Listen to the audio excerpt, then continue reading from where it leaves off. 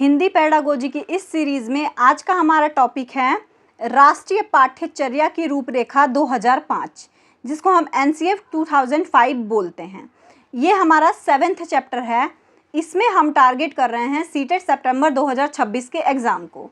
इसमें हम क्या पढ़ेंगे, पहले तो ये जानेंगे कि राष्ट्रीय पाठ्यचर्या की रूपरेखा ये है क्या, फिर इसमें महत्व क्या है, इसकी कमियां समझेंगे, इसके बारे में ओवरऑल मतलब हम इसको पढ़ेंगे। तो चलिए स्टार्ट करते हैं। Hello everyone, this is Pragya, welcome back to my channel. तो चलिए हम राष्ट्रीय पाठ्यचर्या की रूपरेखा को स्टार्ट करते हैं और चलते हैं अपने नोट्स की तरफ। आज हम करेंगे राष्ट्रीय पाठ्यचर्या की रूपरेखा एनसीएफ 2005, जिसको हम बोलते हैं नेशनल करिकुलम फ्रेमवर्क। तो ये नेशनल करिकुलम फ्रेमवर्क क्या है? तो राष्ट्रीय पाठ्यचर्या की रूपरेखा 2005 एक राष्ट्रीय दस्तावेज है। ये क्या है? एक राष्ट्रीय दस्तावेज है जिसको क्या करा है, एनसीईआरटी ने ही तैयार किया है। जिसका उद्देश्य क्या है कि भारतीय प्रणाली का बाल केंद्रित, अनुभवात्मक और समावेशी बनाना पे बात की गई है। इसमें जो इस दस्तावेज है, इसमें क्या किया गया है कि बाल केंद्रित शिक्षा पे अनुभवात्मक और समावेशी बनाने की बात की गई है। इसमें अगर हम बात करें तो ये मुख्य उद्देश्य क्या है, तो सबसे पहले तो इसमें शिक्षा को रटंत प्रणाली से हटाना। शिक्षा को रटंत प्रणाली से हटाना, बच्चों के अनुभव आधारित शिक्षण को बढ़ावा देना। जो बच्चों के अनुभव आधारित शिक्षा है उसको बढ़ावा देने को बोला गया है। भाषा में गणित, पर्यावरण शिक्षा के अर्थपूर्ण बनाना। जो भाषा है और गणित है और पर्यावरण है, उसमें क्या करना है, शिक्षा को अर्थपूर्ण बनाने की बात की गई है। लोकतांत्रिक और समावेशी शिक्षा की भी इसमें बात की गई है। तो एनसीएफ 2005 के अगर प्रमुख सिद्धांत की बात करें तो क्या है, तो इसमें सबसे पहले तो ये बोला गया है कि बच्चे की सक्रिय भागीदारी होनी चाहिए। बच्चे क्या करें, एक्टिव पार्टिसिपेशन होना चाहिए बच्चों में, तभी जाके क्या होगा कि ये होगा। ज्ञान को जीवन से जोड़ना, मतलब जो नॉलेज है उसको रियल लाइफ सिचुएशन से जोड़ के पढ़ाया जाना चाहिए। रटने की बजाय समझ पर जोर देना चाहिए, कि बच्चे को क्या कर रहे हैं, रटना पे कम जोर देना चाहिए, रोट मेमोराइजेशन पे कम जोर देके उसको समझ आना चाहिए चीज़ों को, इस पे ज़्यादा जोर देना चाहिए। लोकतांत्रिक कक्षा वातावरण बनाए, मतलब बच्चा क्या है, तानाशाह ना हो कि टीचर तानाशाही वाला काम कर रही है, यहाँ पे टीचर फैसिलिटेटर का काम करती हुई नजर आनी चाहिए, ताकि बच्चों के अंदर डर ना हो। बच्चे क्या करें, लोकतांत्रिक वातावरण में अपने क्वेश्चंस पूछ पाए और अपने जवाब भी अच्छे से खुल के दे पाए।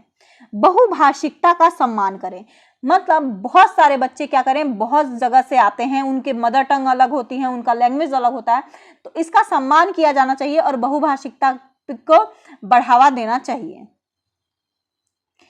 एनसीएफ 2005 भाषा शिक्षा पे क्या बोला है, तो एनसीएफ 2005 ने भाषा के शिक्षा पे केंद्र में माना है। मतलब भाषा क्या है, केंद्र में है। इन्होंने क्या बोला है कि भाषा क्या है, केंद्र में बोला है एनसीएफ 2005 ने। इसके एनसीएफ 2005 के अनुसार कुछ महत्वपूर्ण बिंदु देख लेते हैं कि जो भाषा पे आधारित हैं। तो सबसे पहला क्या है, भाषा सीखना एक स्वाभाविक प्रक्रिया है। सबसे पहला क्या बोला है कि भाषा सीखना एक स्वाभाविक प्रक्रिया है। बच्चा भाषा वातावरण में ही सीखता है, तो बच्चे के मतलब ऐसा वातावरण बनाना चाहिए कि बच्चा क्या करे, स्वाभाविक रूप से ही भाषा को सीख पाए। यहाँ पे दूसरा क्या बोला है कि मतलब इसने ये बोल दिया है कि जो मातृभाषा के माध्यम से ही आसानी से प्राप्त किया जाना चाहिए। जो बच्चे जैसे गणित पढ़ा रहे हैं या समाज पढ़ा रहे हैं या कुछ भी पढ़ा रहे हैं, उसको मातृभाषा से जोड़ के पढ़ाएं तो बच्चे क्या करेगा, आसानी से उसको सीख पाएगा। भाषा केवल विषय नहीं होना चाहिए, माध्यम भी होना चाहिए। अब यहाँ पे क्या बोला है कि मतलब सिर्फ एक जो भाषा है ना, उसको क्या करे, विषय के रूप में मत देखो, उसको माध्यम के रूप में देखो। जैसे भाषा केवल पढ़ने के लिए विषय नहीं होना चाहिए, बल्कि सभी विषयों को सिखाने का माध्यम होना चाहिए। भाषा को सिर्फ पढ़ाने के लिए ही नहीं मत पढ़ाओ, इसको और सारे जो सब्जेक्ट है उसको भी एक साथ जोड़ के पढ़ाने का प्रयास करो, जिसने बच्चे अपने साथ लेकर स्कूल में प्रवेश करता है। ठीक बात है। अगला है तीसरा, बहुभाषिकता को संसाधन माना गया है।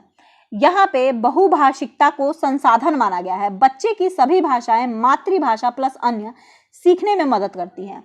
तो बहुभाषिकता, बच्चे की जो सभी भाषाएं हैं, वो मातृभाषा हो या कोई और भाषा हो, वो बहुत सारी भाषाएं सीखने में हेल्प करती हैं। तो इसको संसाधन मानो, इसको बहुभाषा को अड़चन मत मानो, संसाधन मानो।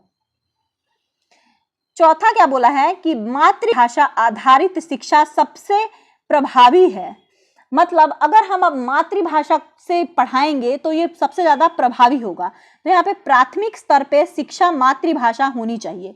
एनसीएफ ने क्या बोला है कि जो प्राथमिक स्तर पे जो शिक्षा होनी चाहिए वो मातृभाषा ही होनी चाहिए। यहाँ पे एनसीएफ ने भी त्रिभाषा सूत्र का समर्थन किया है, जिसमें मातृभाषा को पहला लैंग्वेज या क्षेत्रीय भाषा को पहला लैंग्वेज माना है, फिर दूसरी भाषा हिंदी और अंग्रेजी तीसरी भाषा हो सकती है। अगला क्या है, भाषा सीखना 4 कौशल पर आधारित है, तो इसको क्रम में ही पढ़ाया जाना चाहिए।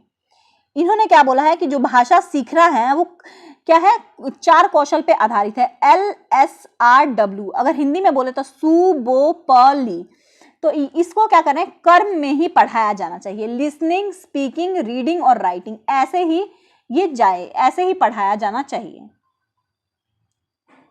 अगला है भाषा सीखना अर्थपूर्ण संदर्भ में होना चाहिए। भाषा को सिखाते टाइम मतलब अर्थपूर्ण, उसका वो जो जैसे सेंटेंस बनाए इंसान, उसका अर्थ निकलना चाहिए, वो बिल्कुल गलत हो जाएगा। अलग अलग शब्द रटने की बजाय संदर्भ में भाषा को सिखाना चाहिए। मतलब अब जैसे क्या बोल दिया, एजुकेशन, जैसे प्रोग्रेसिव, जैसे क्या बोल रहा है, लर्निंग, ये सारा रटवाने की बजाय उसको क्या करें, संदर्भ में सिखाया जाना चाहिए भाषा को। अगला क्या है, 8वां, व्याकरण को अलग विषय के रूप में नहीं पढ़ाया जाना चाहिए। यहाँ पे क्या बोला है कि जो व्याकरण है, जैसे हिंदी रीडर, हिंदी ग्रामर, तो ये व्याकरण है, इसको क्या करें, अलग नहीं पढ़ाना चाहिए, बल्कि व्याकरण को भाषा प्रयोग के साथ ही सिखाना चाहिए। जैसे भाषा प्रयोग करते हैं उसी के साथ व्याकरण को सिखाना चाहिए। इससे क्या होगा कि बच्चे का जो लैंग्वेज डेवलपमेंट होगा और जल्दी होगा और ज्यादा मतलब इंप्रूव होगा उसका लैंग्वेज डेवलपमेंट। अगला क्या है कि 9th, रटने की प्रक्रिया को कम करना। सबसे ज्यादा जरूरी है कि रटने की प्रक्रिया को कम करें, समझ आधारित शिक्षण पर जोर दें। बच्चे को रटवाएं कम, बल्कि उसको क्या करें, समझाएं ज्यादा। 10वां क्या है, कक्षा में संवाद, इंटरेक्शन जरूरी है। मतलब कि बच्चे, शिक्षक, सहपाठी के बीच बातचीत होनी चाहिए। यह नहीं कि टीचर क्या है, लेक्चर देके चला गया और बच्चे अपना सुन के कॉपी में नोट्स बना के बैठ गए, तो ये चीज नहीं। बच्चे को संवाद, इंटरेक्शन जरूरी है।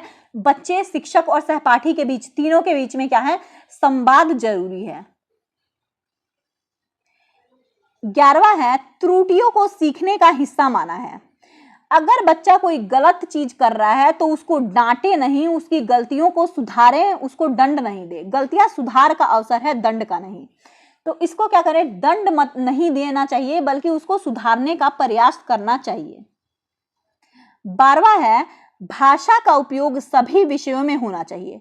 भाषा का उपयोग सभी विषयों में किया जाना चाहिए, जैसे विज्ञान, गणित, सामाजिक विज्ञान, सभी में भाषा का प्रयोग आवश्यक माना जाना चाहिए। अगला है, बच्चे की भाषा को सम्मान देना चाहिए। बच्चों की स्थानीय भाषा बोली या गलत नहीं मानी जानी चाहिए। जो बच्चे की जो स्थानीय भाषा कैसे होता है, मातृभाषा हो सकती है, इसको गलत नहीं कहा जा सकता कि तुम एक नहीं होता, किसी स्कूल में रूल बना देते हैं कि हमें इंग्लिश में ही बात करनी है, हमें हिंदी में ही बात करनी है, तो ये नहीं, उसके स्थानीय भाषा को भी क्या करना चाहिए, उतना ही महत्व देना चाहिए जितना और सारे भाषाओं को दिया जाता है। अगला है, सुनना बोलना प्राथमिक कौशल है। सुनना और बोलना प्राथमिक कौशल है, इसके बाद फिर पढ़ना लिखना आता है। तो इसी के हिसाब से हमें सीक्वेंस में ही चलना चाहिए। सुनना और बोलना प्राथमिक कौशल है, तो इसी हिसाब से हमें चलना चाहिए। 15वां है, पाठ्य पुस्तक केवल एक संसाधन है। ये क्या है, वन ऑफ द रिसोर्स है। पाठ्य पुस्तक केवल एक संसाधन है, इसको सिर्फ एक संसाधन नहीं मानना है, केवल एक संसाधन है। तो क्या बोला है कि शिक्षक को केवल किताब तक ही सीमित नहीं रहना चाहिए, इसको मतलब बच्चों को क्या और भी तरीके से सिखाना चाहिए, जैसे चार्ट हो गया, ब्लैक बोर्ड पे हो गया, या फिर खेल कूद के हिसाब से भी सिखाना चाहिए। भाषा शिक्षण जीवन से जुड़ा हुआ होना चाहिए। भाषा शिक्षण को सबसे इंपॉर्टेंट है कि रियल लाइफ एक्सपीरियंस से जोड़ो। रियल लाइफ एक्सपीरियंस से जोड़ा जाना चाहिए। वास्तविक जीवन के अनुभवों से भाषा सिखाई जानी चाहिए। या फिर देखो, जैसे वो मदर टंग सीख के आया ही है, एक लैंग्वेज सीख के आया है, उसी से रिलेट करके दूसरे लैंग्वेज को उसको सिखाना चाहिए। अब आगे देखेंगे तो आगे क्या बोला है, भाषा शिक्षण के प्रमुख सुझाव क्या दिए हैं एनसीएफ के आधारित। एनसीएफ पे आधारित है ये सुझाव। तो सबसे पहला सुझाव क्या है कि गतिविधि आधारित शिक्षण होनी चाहिए, मतलब जैसे खेल कूद, कहानी, संवाद या भूमिका निर्वाह करके बच्चे को सिखाया जाना चाहिए। समूह कार्य, ग्रुप वर्क भी करवाना चाहिए बच्चे को। अब बच्चे आपस में सीखते हैं तो बच्चे एक दूसरे से ज्यादा सीखते हैं, तो इसलिए बच्चों को क्या करवाना चाहिए, ग्रुप वर्क ज्यादा करवाना चाहिए। बहुभाषी कक्षा का उपयोग करें। बहुभाषी कक्षा का उपयोग करना चाहिए। एक से अधिक भाषाओं का प्रयोग स्वीकार्य करना चाहिए। बहुभाषा का प्रयोग करना चाहिए, एक से ज्यादा भाषाओं का उपयोग स्वीकार करना चाहिए। अनुभव आधारित शिक्षण पे ध्यान देना चाहिए। बच्चे के अनुभवों को सीखें, मतलब उनके अनुभव को अपने बच्चों के अनुभव को सीख के ही इस पे ये करना चाहिए। अगला है त्रुटि सुधारात्मक दृष्टिकोण, मतलब गलतियों को डर का कारण नहीं बनाना चाहिए। मतलब उनको क्या करें, वो जो गलती कर रहे हैं बच्चे, उसको क्या करना चाहिए, वो त्रुटि का कारण नहीं होना चाहिए, उसको सुधारें। उसको सुधारने से बच्चे क्या होंगे, उनका आत्मविश्वास बढ़ेगा। यहाँ पे जो एनसीएफ 2005 में शिक्षण की भूमिका क्या बोली है, तो शिक्षक की है, टीचर की क्या भूमिका होनी चाहिए। एनसीएफ 2005 में शिक्षक की क्या भूमिका होनी चाहिए, तो देखते हैं। मार्गदर्शक का काम करे। टीचर क्या है, मार्गदर्शक का काम करे, फैसिलिटेटर का काम करे बच्चों को पढ़ाते टाइम। नियंत्रक नहीं, मतलब वो तानाशाही नहीं बने, डेमोक्रेटिक एनवायरनमेंट रखे। बच्चों की भाषा का सम्मान करने वाला हो, कि बच्चों को जो मदर टंग वो लेके आए हैं अपने जो बैकग्राउंड से, उसका सम्मान करे। गतिविधि आधारित शिक्षण कराने वाले होने चाहिए। शिक्षक कैसे होने चाहिए, टीचर की जो गतिविधि है, रोल प्ले टाइप या एक्टिविटी करवा के पढ़ाया जाना चाहिए। ये होता है हमारा आज का टॉपिक कंप्लीट।